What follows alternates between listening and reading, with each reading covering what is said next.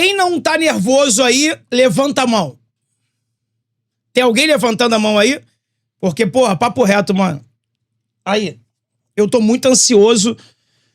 Eu tô muito nervoso, eu tô muito preocupado, porque o jogo de hoje, ele pode valer aí a competição mais importante da temporada pra gente, né? Se o Fluminense perder pro Bolívar hoje, não tá sacramentado que ele tá eliminado da Libertadores, mas ele vai ficar numa situação desesperadora, tendo que vencer os próximos 3 jogos, incluindo o Rivadavia na Argentina. A gente viu ontem o Flamengo jogando com o Estudiantes na Argentina e viu o quanto é difícil a arbitragem, os caras são catimento, dão pancada.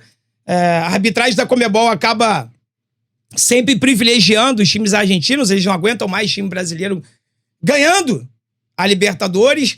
Então, assim, o Fluminense precisa vencer o Bolívar hoje de qualquer jeito. É vencer ou vencer. Vencer é obrigação, rapaziada. O Bolívar tá em crise. Talvez seja o pior Bolívar dos últimos anos. Os caras só têm a altitude do lado deles. E aí você fala, pô, Dezão, mas não dá pra ganhar na altitude. Dá pra ganhar na altitude, sim. Não é impossível ganhar na altitude, não. Dá pra ganhar na altitude, porra. É o Fluminense, porra. Vamos, porra. Vamos.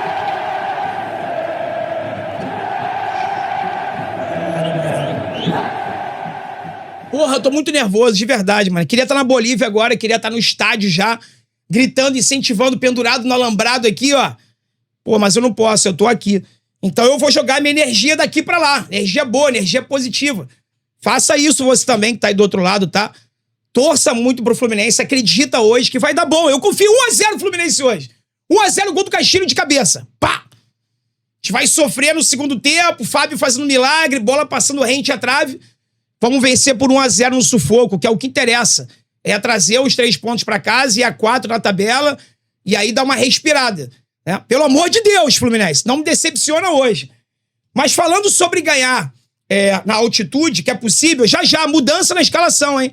Mudança na escalação, e eu vou trazer pra você aqui. Deixa eu ver aqui, eu tô com um monitor aqui na frente. Deixa eu botar pra vocês aqui se é possível ou não vencer na altitude. E eu vou te dizer que sim, brother. É possível vencer na altitude, tá?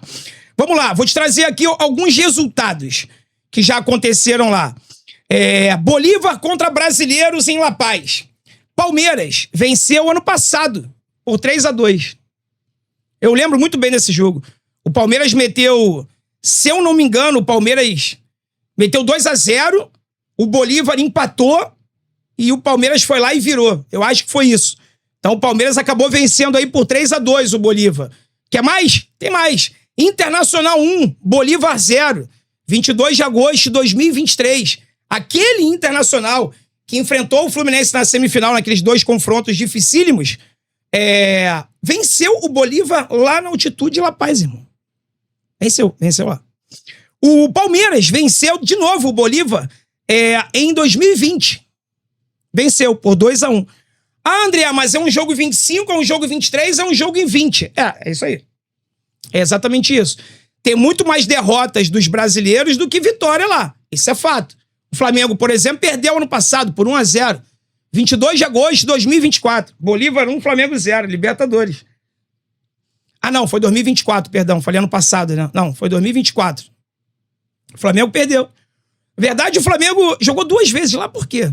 Aqui tá marcando 24 do 4, depois 22 do 8. Bolívar 1, Flamengo 0. Não sei se tá errado aqui essa lista, mas tá marcando 2 derrotas aqui do Flamengo lá contra o Bolívar, tá? Talvez tenha sido fase de grupos, depois mata-mata. Eu não lembro. Talvez possa ser isso, né? O Flamengo pode ter jogado com eles na fase de grupos e no mata-mata. Perdeu as 2 vezes lá por 1-0.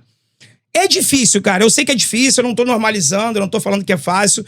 O que eu tô falando dá pra vencer. Palmeiras já venceu 2 vezes, o Internacional já venceu. O Botafogo já venceu, se não me engano, em 2024 na altitude, não em La Paz, mas venceu numa altitude muito alta também. O Flamengo acabou de ganhar agora no Peru, pô, lá em Cusco. La Paz é 3.800 e pouco, se eu não me engano, Cusco é 3.600 e pouco. É pouca diferença. Então, assim, dá pra ganhar na altitude. Outra coisa, cara, a gente chegou nessa situação porque os jogadores colocaram o Fluminense nessa situação, né? Se a gente tivesse vencido o La Guaira, time pré-amador lá da Venezuela, e tivesse vencido o Rivadavia no Maracanã, que era obrigação, saímos na frente, a gente não tava passando por isso. Talvez hoje tivesse até com um time reserva lá, um time mesclado, como o Fluminense sempre manda. Mas aí eu vejo algo positivo nessa parada, tá? O Fluminense nos últimos anos, toda vez que ele vai jogar na altitude, independente se é La Paz ou não, ele bota um time alternativo pra jogar lá. Chegou a botar time de garoto, ano passado, ano retrasado. Devido à necessidade, devido ao estado de alerta que nós estamos, o Fluminense mandou força máxima. Então, a gente vai entrar em campo hoje com o que se tem de melhor. Tirando os desfalques, é o que tem de melhor. O que tem de melhor, Dezão? Bom, segundo o meu dia, é isso aqui que tá na tela pra você, ó.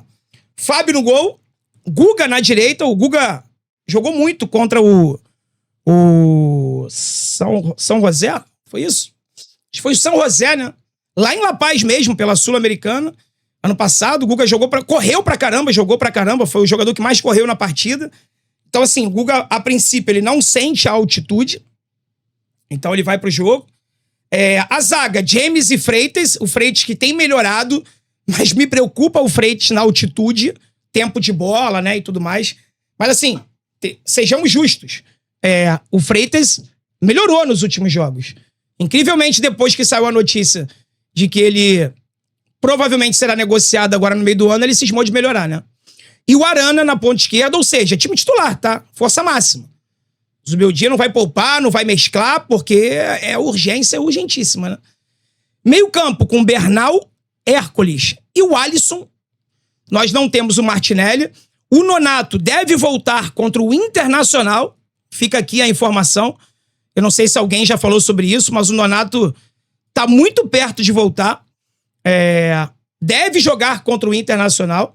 Para esse jogo de hoje, poucas opções, porque o Lúcio tá machucado, o Ganso não viajou. Recomendação médica devido à ablação que ele fez no coração. Então os médicos recomendaram o Ganso a não viajar para La Paz, ele não foi. Então sobraram poucas opções. Poderia jogar o Savarino aqui no meio? Poderia. Mas aí teria que entrar o Serna aqui na ponta esquerda. Ou o Canóbio na ponta esquerda e o Riquelme na ponta direita. Seria uma opção também. Mas o Zubeldia escolheu botar aqui 3 volantes, ou seja, dar uma consistência no meio campo, né? Porque quanto mais a bola o Fluminense tiver, menos ele vai ter que correr atrás do time adversário, e quanto menos ele correr atrás do time adversário, menos ele vai cansar na altitude de La Paz.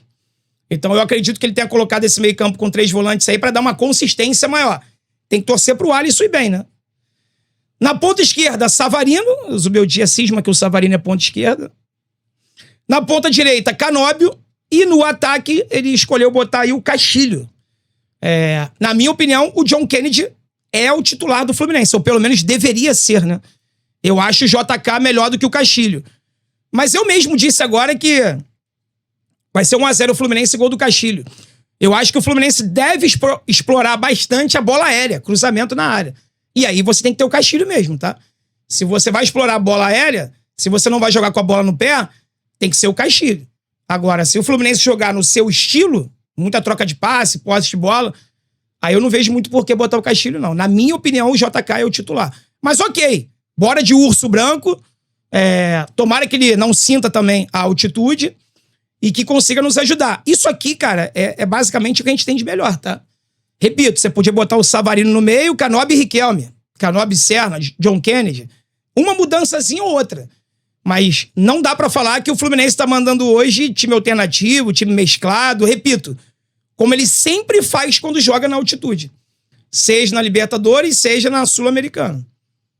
Então, esse aqui é o time. Eu considero esse time aqui suficiente pra ganhar do Bolívar. Deixa eu ver aqui se no GE tem alguma informação sobre... Quer dizer, se tem não, com certeza tem. Sobre o treinador dos caras lá, se já chegou, se já tem alguém engatilhado. Quer ver só? Vamos lá. Bolívar. Técnico interino, Vladimir Soria. Com a mudança recente do comando, a tendência é que Soria, ídolo do clube que assume como interino, mantenha a base titular do time. O novo comandante teve pouco tempo de preparação até o duelo desta quinta-feira. No último jogo, eles golearam por 6-0 o Real Tomayopo. Alguns jogadores foram poupados. Aí eu vi tricolor assim, pô, Dezão, o Bolívar goleou. Meu irmão, Real Tomaiopo, sem nem falar essa porcaria, mano. Real Tomaiopo, meu irmão. Porra, se botar uma galera lá, com todo respeito, do aterro lá pra jogar contra o Real Tomaiopo, ganha o jogo. Porra, tá de guerra, né, irmão? Porra, tá de brincadeira. Futebol boliviano é o que se tem de pior aí ao lado do futebol venezuelano no continente, pô. Arrego. Tem medo do Bolívar, pô. Tem que ter respeito, beleza, tá ali, altitude. Cara, tem que se impor, bicho. Tem que se impor. Hoje, esses jogadores precisam dar resposta. Eles amarelaram em momentos cruciais desde a temporada passada. Um dia desse aí, eu vi o Conrado Santana falando o porquê da torcida do Fluminense não cantar mais time de guerreiro. Há quanto tempo que a torcida não canta time de guerreiro? É óbvio, pô. Eles não têm se comportado como guerreiro, pô. Ué, você canta time de guerreiro pra quem é guerreiro, pô. Esse time aí amarelou constantemente aí, em momentos decisivos da temporada. Como é que eu vou cantar guerreiro pra quem não é guerreiro? Que eles sejam hoje e nos dê a resposta. E eu possa abrir a live pós-jogo cantando guerreiro, time de guerreiro. Quero muito, mano. Quero muito. Só depende deles, né? Outra coisa que foi muito falado também é o fato do Fluminense estar subindo para La Paz hoje, horas antes do jogo. E o GE fez uma matéria sobre isso, tá? Há duas linhas divergentes entre os especialistas em preparação física para lidar com os efeitos da altitude, mas sem consenso sobre qual é a mais eficaz. Uma é você subir muito tempo antes e a outra é você subir no dia do jogo. Dezão, qual que funciona mais? Me perguntaram isso na live um dia desse. E eu respondi, cara, que eu saiba não tem prova científica sobre qual é mais eficaz. Fica a critério aí da preparação física, né?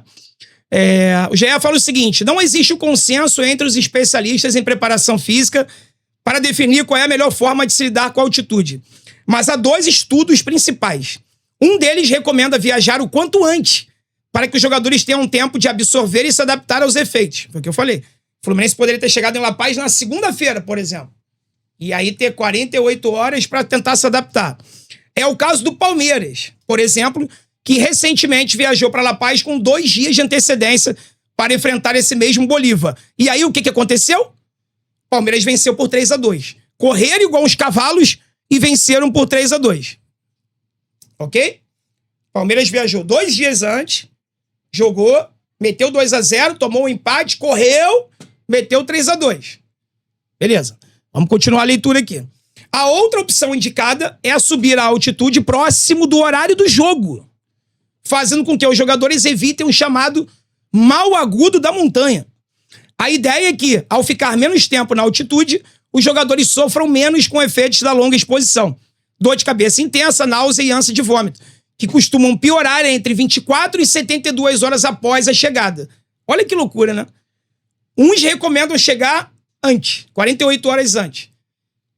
Essa linha de estudo aqui já indica que a dor de cabeça, a náusea, o vômito, já aumenta depois de 48 a 72 horas. O Fluminense tem adotado essa estratégia. Ano passado, o Flamengo fez o mesmo quando enfrentou o Bolívar e perdeu. A falta de oxigênio também prejudica a recuperação durante o sono. É outro motivo que opta-se pela escolha. Chegar no mesmo dia permite com que os atletas durmam ao nível do mar e descansem, ou menor altitude, né? E descansem de forma ideal antes de subir para a partida. Estima-se que as primeiras 6 horas são consideradas as menos problemáticas para quem não está aclimatado. A delegação do Fluminense viajou para Bolívia na tarde desta quarta-feira, ontem, e ficará hospedado em Santa Cruz de la Sierra, que fica a 400 metros só acima do mar, tá? Somente no dia do jogo será feita a viagem para La Paz. Aqui não fala o horário. Aqui não fala exatamente o horário, tá bom? Então, assim, a escolha do Palmeiras, a gente sabe que deu certo pelo resultado, pelo menos, né? A do Flamengo foi no dia, perdeu o jogo. Perdeu por causa disso, Dezão? Cara, é difícil falar, né? É difícil falar. Mas será que numa próxima oportunidade não valeria a pena tomar uma decisão diferente? Ano passado o Fluminense fez a mesma coisa, perdeu. O Flamengo fez, perdeu. O Palmeiras foi dois dias antes, ganhou. Ah, é por causa disso? Repito, não sei, cara. Não sei, mas dando pra encaixar na logística, por que não tentar? Né?